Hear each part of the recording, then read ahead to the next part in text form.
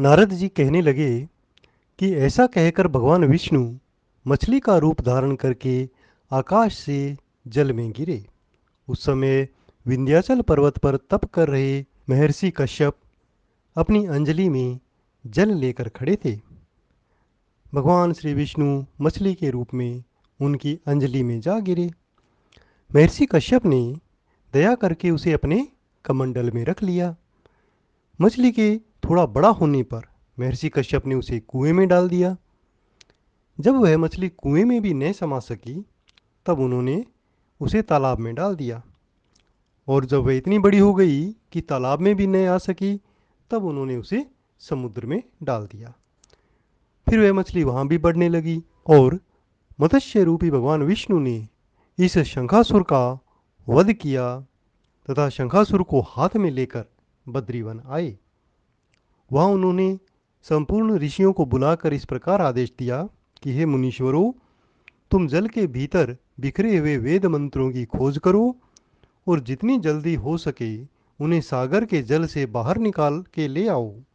तब तक मैं देवताओं के साथ प्रयाग में ठहरता हूँ।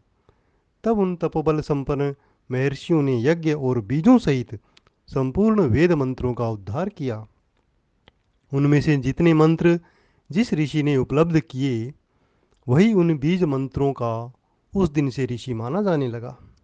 तदंतर सब ऋषि एकत्र होकर प्रयाग गए और वहाँ उन्होंने ब्रह्मा जी सहित भगवान विष्णु को उपलब्ध हुए सभी वेद मंत्र समर्पित कर दिए। सब वेदों को पाकर ब्रह्मा जी बहुत प्रसन्न हुए।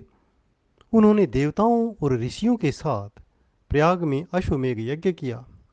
यज्ञ के समाप्त होने पर सब देवताओं ने भगवान से निवेदन किया कि हे प्रभु, इस स्थान पर ब्रह्मा जी ने खोए हुए वेदों को पुनः प्राप्त किया है और हमने भी यहाँ आपके प्रसाद से यज्ञ भाग पाए हैं। अतः यह स्थान पृथ्वी पर सबसे श्रेष्ठ और पुण्य की वृद्धि करने वाला एवं भोग तथा मोक्ष प्रदान करने वाला हो। साथ ही यह समय भी महापुण्यमय और ब्रह्मघाती आदि महापापियों की शुद्धि करने वाला हो। यह स्थान यहाँ दिए हुए दान को अक्षय बना देने वाला हो, यह वर दीजिए। भगवान विष्णु बोले, देवताओं, तुमने जो कुछ कहा है वो मुझे स्वीकार है। तुम्हारी इच्छा पूर्ण हो। आज से यह स्थान ब्रह्म क्षेत्र के नाम से प्रसिद्ध होगा। सूर्य वंश में उत्पन्न राजा भागीरथ यहाँ गंगा को लेके आएंगे। वह यहाँ सूर्य कन्या यमुना से मिलेगी। ब्रह्मा जी और तुम सब देवता मेरे साथ यहाँ निवास करो। आज से यह तीर्थ तीर्थराज के नाम से विख्यात होगा।